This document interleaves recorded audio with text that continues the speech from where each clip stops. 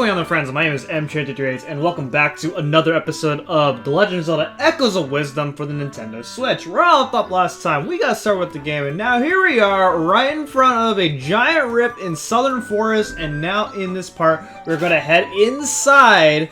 Let's go.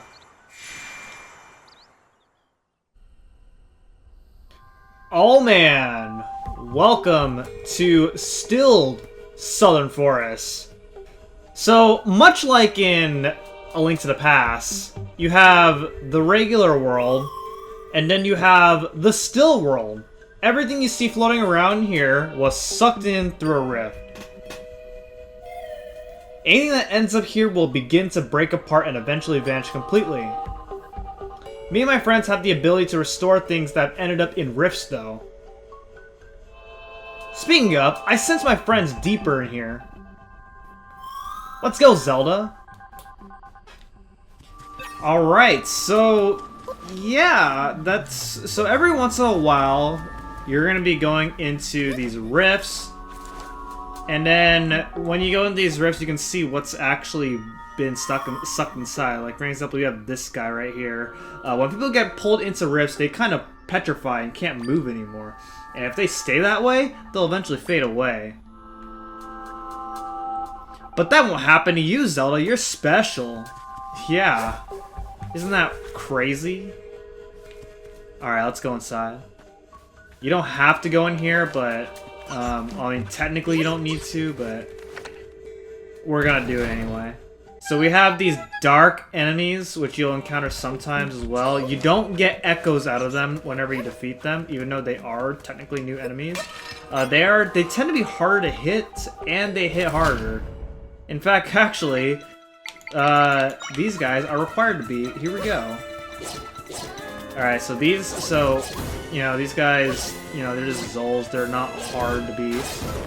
You can just keep on, in fact, actually, if you actually want to speed the process up, you can just spam these enemies on these Zols if you want to have a faster chance at defeating them. So you can explore around the Stilled World. I mean, there's really not much of a benefit for doing that. Like, you can actually go down over here. And, I mean, like I said, there's not much of a benefit to doing that. Other than, just,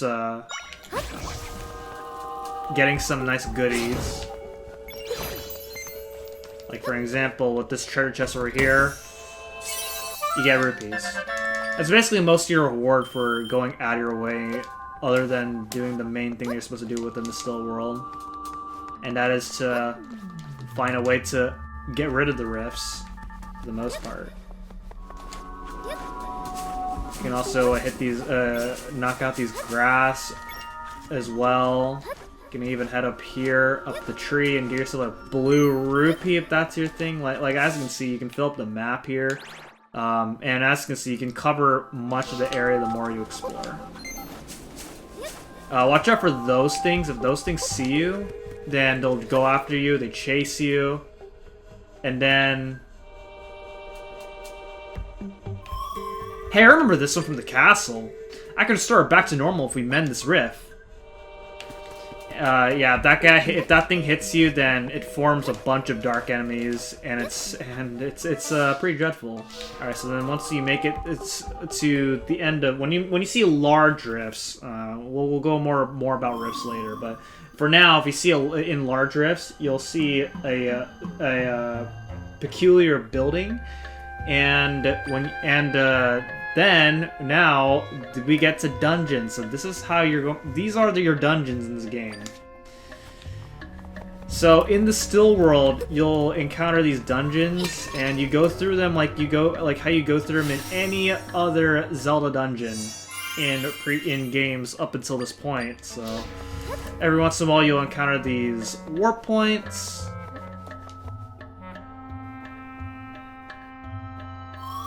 That's a pretty big rock, huh? You know, when I'm fixing rifts, I have to move a lot of things around. I bet the ability to do that would come in handy for you. If you guide me with the rod, I can move things for you based on your movement. Try facing this boulder, and then guide me with this. Okay, so you do this. We're bound together. Okay, now try moving. Okay, and now we got binding. So basically, you can bind into certain objects, and it allows you to just simply move them. And that's how you're going to solve a pretty good handful of puzzles within this dungeon, at least. So you see, this game really tests the creativity that this game has, considering this is a game where you're primarily using Zelda. You can go in here. This room's actually optional because all you get in this treasure chest is an item called the Radiant Butter. Again, it's another one of those healing items that you can use to heal up a little bit of HP at a time, which I don't really use because I mean they're really bad. They're not very useful. Alright, but what we're really supposed to do is supposed to go inside over here. And then we have another new enemy, which are, well, actually first off, let's go and do this. Okay, that didn't quite work out. Come on. There we go. And so for defeating them, we get ourselves the Echo. Did I soft lock? Okay, that was weird.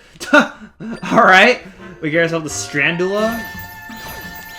And Strandulas, as you can see, they create webs up on a ceiling, and you can actually climb on the webs, which is how you're going to get up to certain parts within the dungeon itself.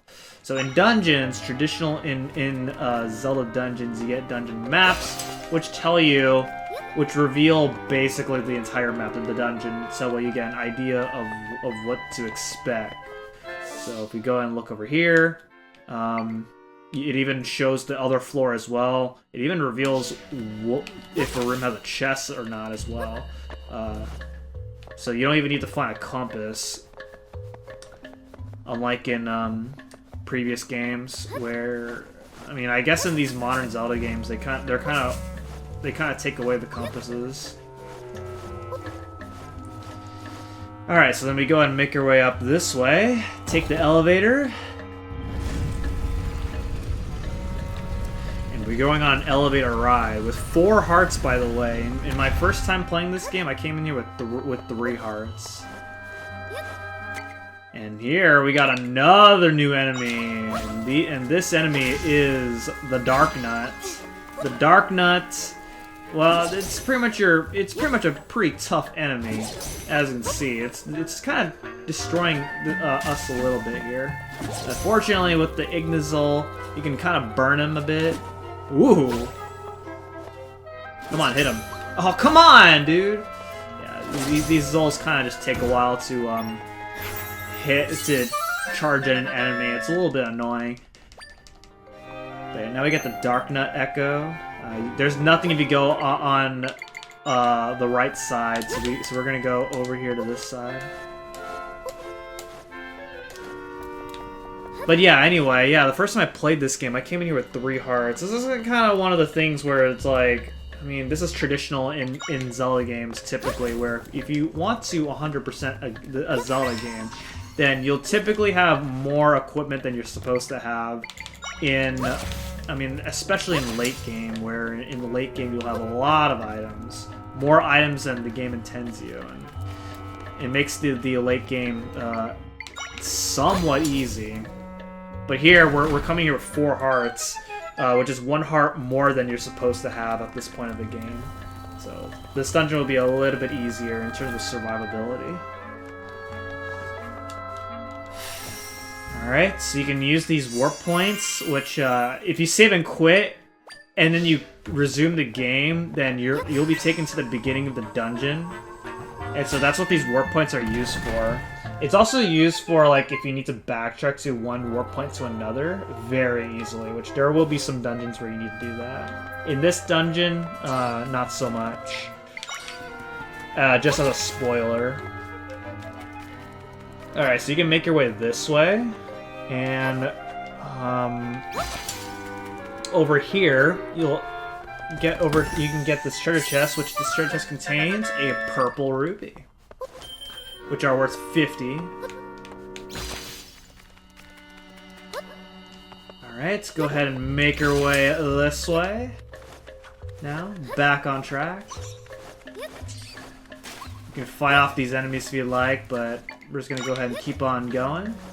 Up the stairs, you might actually recognize this. This is actually where we got captured the first time in the game. But now we get to explore this place in its entirety. Is that the person who fought the blue monster? Whoa! Oh my gosh, it's evil? What happened? Alright, here we go. It's a fight against the guy who saved us.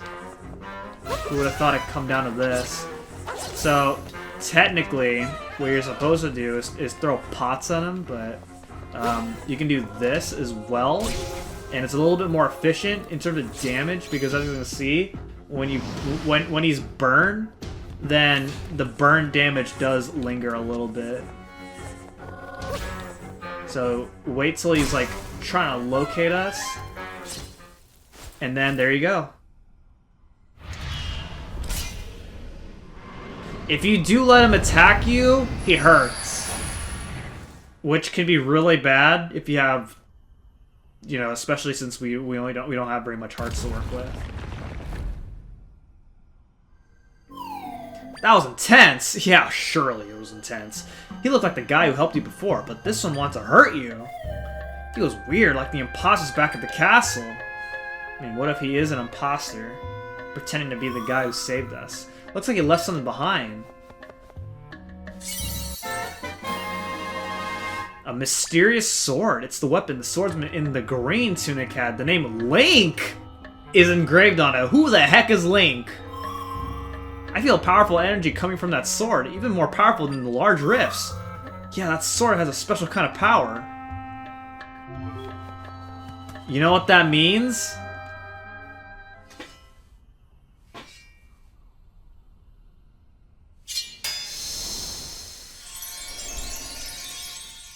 Oh my gosh!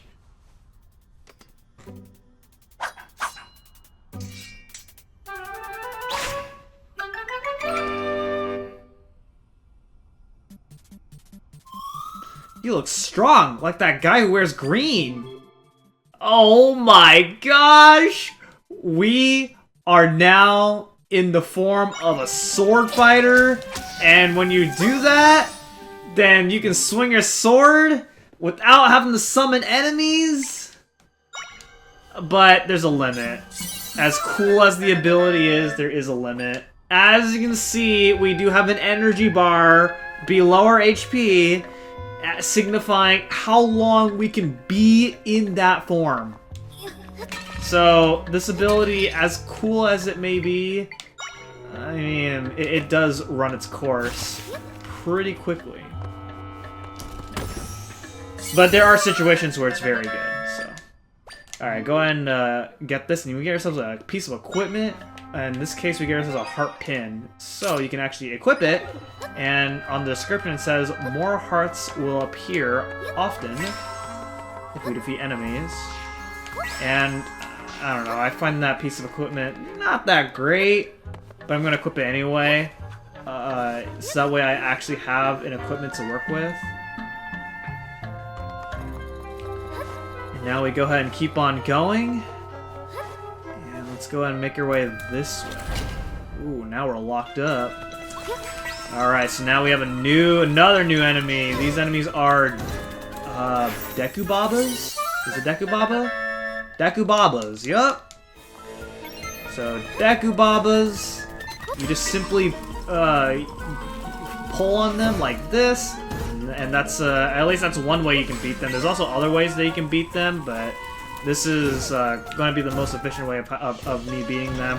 It also saves me from having to transform into the sword fighter in order to slash open these dark webs in order to get to that guy. But now we're going to head this way. And this room is optional. But I guess I can show this room off here. So here's what you're supposed to do here. You're supposed to use try. And in order to move that statue over to that switch, so that way the bar is lower down, so that way we get to this chest, and this chest contains a purple rupee. So we're getting quite a lot of rupees right now. I don't even think we're even supposed to have this much rupees this early on, but you know what? I ain't complaining. Alright, so we gotta go ahead and defeat that guy. That way we can get this treasure chest, and you need to be able to do this because in this treasure chest we get ourselves a key. Yeah, so in dungeons, you know, dungeons are typically you go through room to room. Some rooms you fight enemies, some rooms you have to solve a unique puzzle. And, you know, Zelda games are typically known for having very unique puzzles, and this game being no exception. In fact, the puzzles in this game, well, you gotta really use your thinking, your critical thinking, more than ever in this game, considering the fact that you have echoes to work with, and you have to use those echoes within the best of your ability through these rooms in the dungeons in this game. Sometimes there are situations, because of the echoes, there are situations where you can kind of cheese some of the rooms. Like, sometimes I feel like I don't know what the intended method is to go about with some of these rooms. Okay, so Try is now giving us a new thing that we can do. So you can actually bind onto certain objects, and you can actually follow them like this, and you can actually move along with this moving platform in this case. So I think it's, again, very, very, very cool stuff. The other thing you can do is you can actually hold the charge like this. But anyway, what we're really supposed to do is supposed to go up to this moving platform, and then now there's another moving platform coming up that we have to wait for. Okay. You can also lock on to what you want to aim at if you want an easier aim. But for now, let's go ahead and make our way this way. I see a treasure chest up there, so we're gonna go ahead and make our way over there right now. So you gotta go ahead and lock onto this one right here, then follow it.